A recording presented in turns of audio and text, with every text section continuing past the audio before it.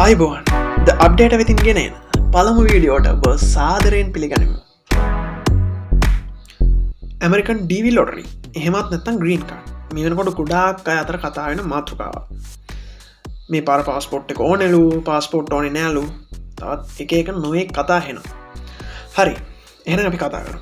අද සති දෙකකට විතර කලින් ඒ කියන්නේ ඔක්තෝබර් 5 වෙනිදා ග්‍රීන් කාඩ් පෝර්ටල් එක ඕපන් වුණා. එහෙනම් ඉතින් දැන් තමයි වෙබ් ට්‍රැෆික් එක මාඩු වෙලා වෙබ්සයිට් එක ෆ්‍රීලි තියෙන ටයිම් එකේ ෆ්‍රී කිව්වට ෆ්‍රීම නෑ. මම කියන්නේ වෙබ් ට්‍රැෆික් එක අඩු වෙලා.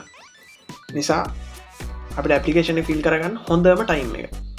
එහෙනම් අපි දැන් බලමු කොහොමද ඇප්ලිකේෂන් එක ෆිල් කරන්නේ කියලා. එහෙනම් බැටේට යන්න කලින් තව චූටි දැන් මතක් කරන්න තියෙනවා. අපේ channel එකට අලුතෙන් එකතු වෙන අය subscribe කරන්න, bell icon එකත් click කරන්න. bell icon එක click කරොත් ඔයාලට පුළුවන් අප්ඩේට් කරන ලෝකයක් එක්ක ද අප්ඩේට් විසින් අප්ඩේට් කරන සියලුම වීඩියෝ ඔයාගේ ළඟටම ගෙන්න ගන්න.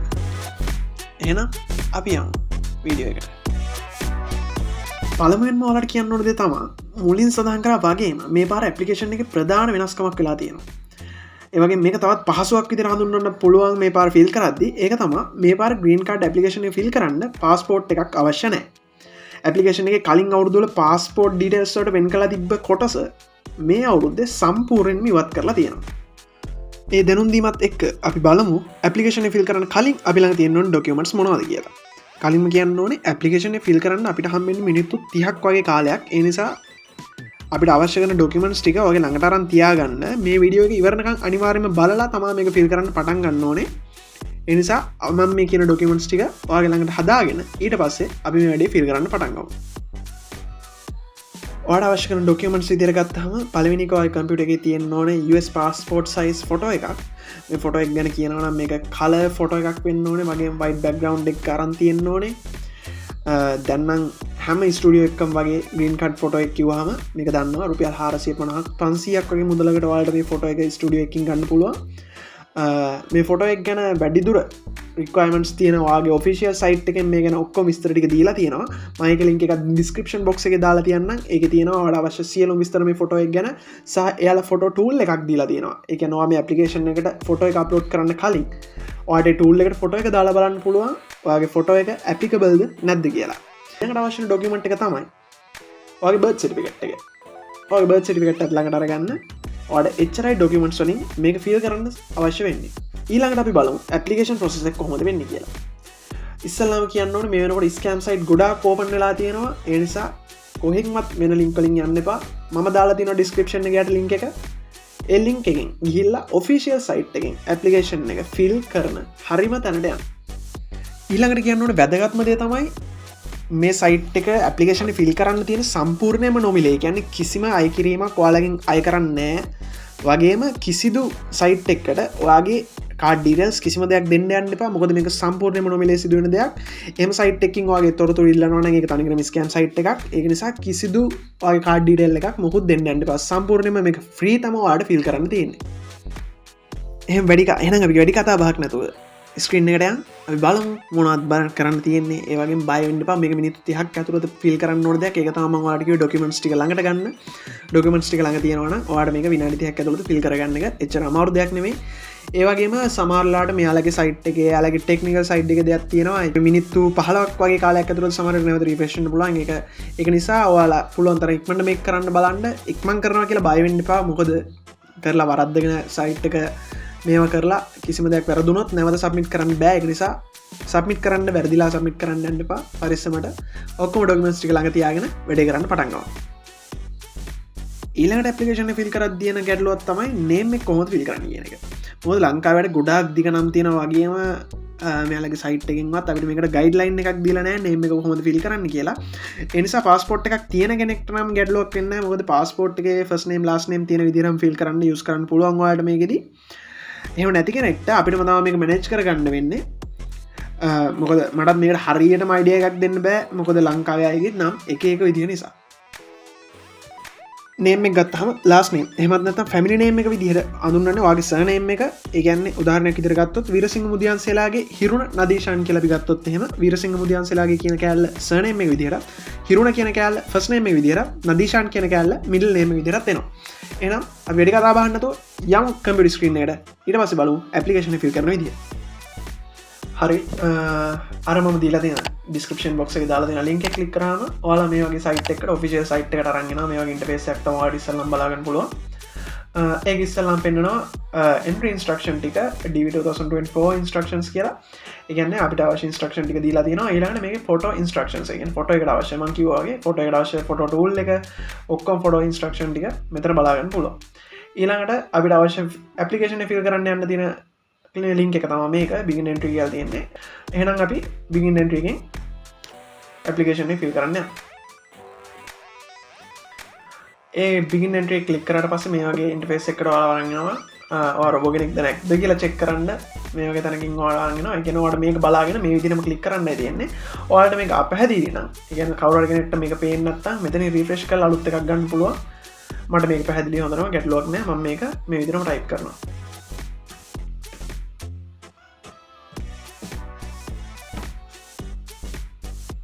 සබ්මිට් කරනවා ඊට පස්සේ හරි ඒක නිසා මම මේ වගේ තැනකට අරන් ආවා. ඔන්න දැන් ඉඳන් තමයි වැඩේ තියෙන්නේ.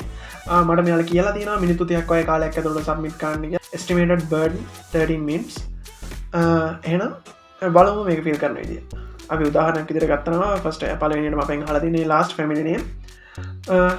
එහෙනම් මම ගත්ත නම ටයිප් කරන්න වීර සිං මුදියන්සේලාගේ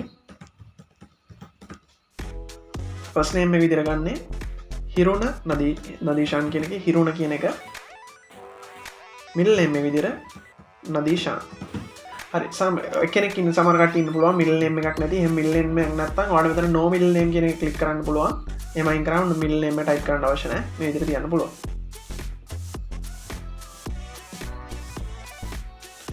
ඊළඟට ජෙන්ඩර් ගෑනුද පිරිමිද කියන එක මෙතන සිලෙක්ට් කරන්න තියෙන්නේ. මම නම විදිහට මේල් කියලා දෙනවා. බර්ත් ඩේට් එක ගහනවා.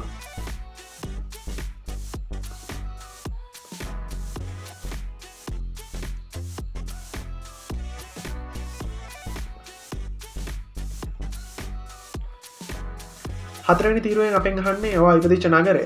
ඔයා ඉපදිච්ච නගරය මේක ටයිප් කරන්න. ඒක බර්ත් සර්ටිෆිකේට් එකේ තියෙනවා. ඊළඟට අහනවා country එක. ඔයා ඉපදිච්ච country එක. මේක ඔයා සිලෙක්ට් කරන්න ඕනේ. ඔයා ඉපදිච්ච country එක. ඔයා ලංකාවේ ඉපදිච්ච කෙනෙක් නෙවෙයි නම් green card එකට eligible නැද්ද කියලා. එහෙම නොවන country එක නම් ඔයාලට මේකට apply කරන්න බෑ. ඒක හින්දා මම හිතනවා සියලුම දෙනා ශ්‍රී ලංකාවේ ඉඳගෙන මේක fill කරන්න ඇති කියලා. ඒ නිසා ශ්‍රී ලංකා කියන country එක select කරාම ඊළඟට මේ eligible ද නැද්ද කියන එක අහනවා 6 වෙනි එකේදී. මෙතන yes ම තියන්න. මොකද ශ්‍රී ලංකාව මේකදී eligible. ඉන්දියාව වගේ countries වලට green card 2024 eligible නෑ. ඒක නිසා තමයි මේක අහන්නේ country eligible ද නැද්ද කියලා. මෙතන yes ම තියන්න. ඊට පස්සේ අපි යනවා imprint photograph එකට. මෙතනින් තමයි අපිට අවශ්‍ය photograph එක මේවා ගන්න දෙන්නේ. මෙතන choose new photo දුන්නාට පස්සේ මම example photo එකක් upload කරන්න දැනට. හරි. ඊට පස්සේ යනවා mailing address. ඒ කියන්නේ දැනට ඔයා පදිංචි වෙලා ඉන්න address එක. මෙතන in කියලා එක non optional. මම ඒක skip කරන්න. address line 1.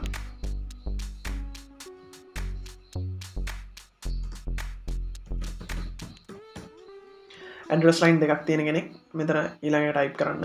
city එක අහනවා. ඊළඟට අපිට මෙතන type කරන්න තියෙන්නේ district එක. district එක කොළඹ. ඊළඟට ඔයාගේ අවශ්‍ය ඔයාගේ postal code එක ඔයාලට Google එකකින් ඔයාගේ නගරය ගහලා බලන්න පුළුවන් ඔයාගේ postal code එක මොකක්ද කියලා. මම දැනට example එකක් දාන්න. ඊට පස්සේ යනවා country එක. ඒ කියන්නේ මේක මේ අහන country එක තමයි ඔයාගේ mailing address එක. ඒ කියන්නේ ඔයා දැනට පදිංචි වෙලා ඉන්නවා කියලා. ඒ කියන්නේ ඔයා මෙතන mailing address එක දීපු country එක තමයි මෙතන අහන්නේ. ඔයා මෙතන ශ්‍රී ලංකාව කියන එක දෙන්න. ඊළඟට අහනවා country where you live today. ඒ කියන්නේ ඔයා දැනට පදිංචි රට. ඔයා වෙන රටක ඉන්නවා නම් ඔයාට ඒක ගැටලුවක් නැහැ. ඔයා අර eligible නම් ඔයාට දැනට ඉන්න රට ඔයාට මේක දාන්න පුළුවන්. අපි දැනට මේක ශ්‍රී ලංකාව කියන එක fill කරමු. ඊට පස්සේ යනවා phone number. මේක නම් optional. කැමති එක්කෙනාට දෙන්න පුළුවන්. මම දැනට දෙන්නේ නැහැ. email address එක. මේක තමයි වැදගත්ම දේ. ඒක හරියටම බලලා fill කරන්න. මම දැනට example එකක් දෙන්නම් email එකක්. හරියටම බලලා fill කරන්න. මොකද මෙතනින් එහාට ඔක්කොම ගන්න දෙන්න සිද්ධ වෙන්නේ මේකේ. ඊට පස්සේ යනවා 12 වෙනි එකේදී ඔයාගේ education qualification. ඒ කියන්නේ මේක හැමෝම අහලා තිබ්බ දෙයක් තමයි. O level වලින් fill කරන්න පුළුවන් ද කියලා. O level වලින් fill කරන්න බෑ. A level ඔයා අනිවාර්යෙන් pass කරලා තියෙන්න ඕනේ. A level S3ක් හරි අනිවාර්යෙන්ම තියෙන්න ඕනේ. ඔයා A level වලින් මේක submit කරනවා නම් මෙතනින් දෙන්න ඕනේ high school degree කියන එක. මෙතනින් එහාට ඔයා degree එකක් කරනවා නම් university එකක් කරනවා නම් ඔයාගේ ඔයා කරගෙන ඉන්න හයිස්කල් ඩිග්‍රී කියනක ඊට පස්ස මෙතරින් හට දෙයක් වාගන්න යුනිසිට යනවන කොම හෙම දෙයක් නවාගේ අධ්‍යාපනික දත්ත මෙතරින් එක බල්ල ෆිල් කරන්න ඊටවස යන්න දෙන්නේ ඔයාගේ විවාහක විවාහක බව ම දැනට මෙතරින් ෆිල් කරන්න මැරිට් කියන එක ස්පවස්වාට තවට පෙන්න්න පුළන්වාට එතරින් හට ස්පවස් ඩස් දෙන විදිහ ඉරස මෙතරින් හන number of children මෙතර අන්මරිට දුන්නත් number of children හන ඔය අන්මරිට දුන්න children මෙතර ෆිල් කරන්න යන්නපා මෙතන මැරිඩ් අන්මරිඩ් එක දුන්නට පස්සේ මෙතන මැරිඩ් කෙනෙක් දුන්නට පස්සේ ඔයාලට children කෙනෙක් ඉන්නවා කියලා හිතලා මම ෆිල් කරලා පෙන්නන්න. මෙතන number of children එකයි කියලා මම දීලා continue දෙනවා. ඊළඟට තියෙන්නේ part 2 එකේ අපිට අවශ්‍ය ටික ෆිල් කරන්න. spouse name. ඒ කියන්නේ ඔයා මෙතනදී ෆිල් කරා ඔයා මැරි කරලා ඉන්නේ. මැරි කරලා තියෙන කෙනාගේ details ටික දෙන්න ඕනේ මෙතන. අපි ඒකටත් ඒ නම් වගේ දෙමු.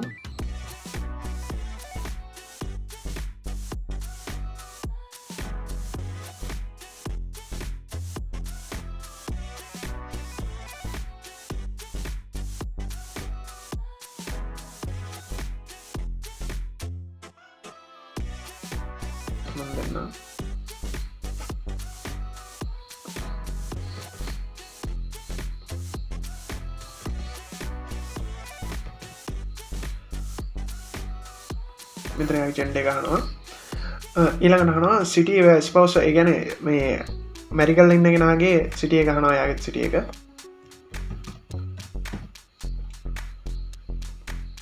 ස්පවුස් ඉපදෙච්ච රට ගන්නවා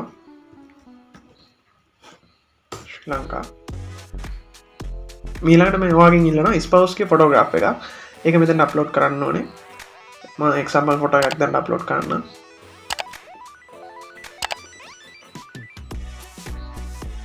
හරි ඊළඟට 14 වෙනි එකට ආවට පස්සේ අපිට බලන්න තියෙන්නේ child. අපි අතන ෆිල් කරා එක්කෙනෙක් එක child කෙනෙක් ඉන්නවා කියලා. ඒ child ගේ තොරතුරු ඔයා මෙතන දෙන්නෙක් ඉන්නවා කියලා දුන්නා නම් එහෙනම් මේ වගේ දෙකක් මෙතන ඇවිල්ලා තියෙනවා. මෙතන එක්කෙනෙක් කියලා දීපු හින්දා මේ මෙතන child ගේ තොරතුරු ටික දෙන්න ඇවිල්ලා තියෙනවා. ඔයා මෙතන එකක්වත් ෆිල් කරේ නැත්නම් ඔයාට මේ වගේ එකක් බලන්න හම්බෙන්නේ නැහැ. තකින් වෙන්නේ නැහැ. මෙතන child කෙනෙක් ඉන්නවා කියලා දීපු හින්දා තමයි මේ ටික ෆිල් කරන්න දෙන්නේ අපි. දැනට දෙමු මොකක් කරේ example එකක්.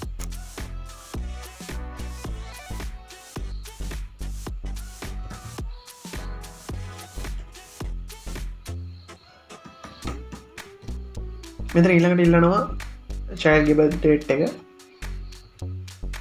හරි ඊළඟට gender එක අහනවා. ඊට පස්සේ child ගේ තොරතුරු ටික තමයි මෙතන අහන්නේ. ඊළඟට අහනවා child ඉපදිච්ච නගරය, දරුවගේ නගරය. අපි මෙතන එකක් දෙමු කොළඹ කියලා.